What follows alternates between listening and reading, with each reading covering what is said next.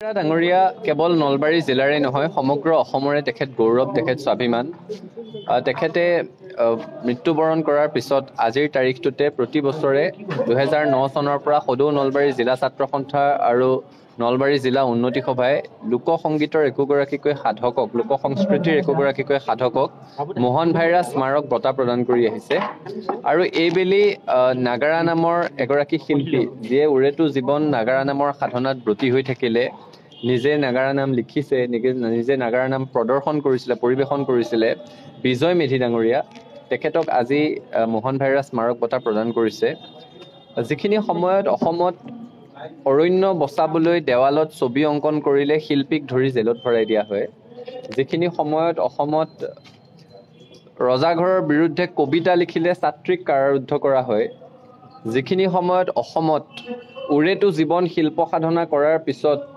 জীৱনৰ শেষ পৰ্যায়ত শিল্পী পেঞ্চন বিচাৰি বহু লোকে ৰজাঘৰীয়া ৰাজনৈতিক দলটোৰ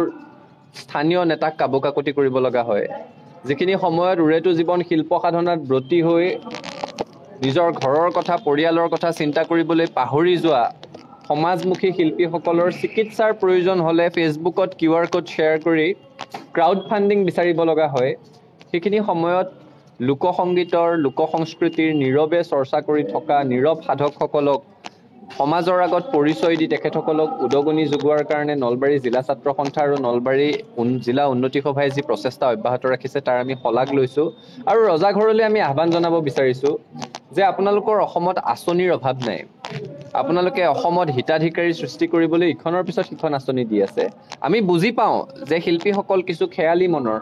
শিল্পীসকলক আপোনালোকে হিতাধিকাৰী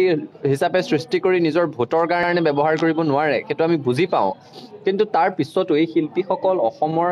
হৃদস্পন্দনৰ দৰে তেখেতসকলে